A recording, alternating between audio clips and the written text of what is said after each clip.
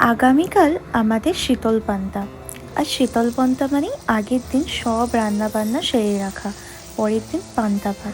উফ, কতদিন যে পান্তা ভাত খাই না, কালকে পেট ভরে খেতে হবে। তো মা করে নিল ডালের বড়া, পটল ভাজা আর আলু সেদ্ধর ক্লিপটাই শুধু নেওয়া হয়নি। পরের দিন সকালবেলা আমরা বেরিয়ে পড়লাম পুজো দেওয়ার উদ্দেশ্যে।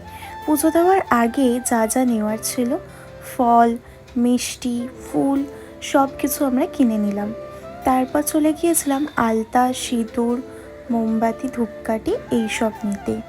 সব নেওয়া হয়ে গেলে তারপর চলে এলাম মন্দির। এই মন্দিরে আমরা প্রতি বছর পুজো দিই। এইখানে আমি ছোটোবেলা থেকে পুজো দিতে আসি মায়ের সাথে। তো দেখতে দেখতে পুজোও কমপ্লিট হয়ে গেল। তারপর চলে এলাম বাড়ি।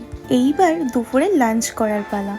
আগের দিনের পান্তা ভাত, উফ, আজকে খাওয়াটা না জমে যাবে। মা ভালো করে মেখে দিল নুন, লঙ্কা আর গন্ধরাজ লেবু দিয়ে। পান্তা ভাতে কিন্তু গন্ধরাজ লেবু খুব ভাল লাগে। গন্ধরাজ লেবু যদিও সব কিছুতেই আমার বেশ ভাল লাগে। আর তারপরে দিয়ে দিল আলু ভাতে আর ডালের বড়া। সব দিয়ে একসাথে মেখে চটকে খাওয়ার মজাই আলাদা। উফ, দারুণ।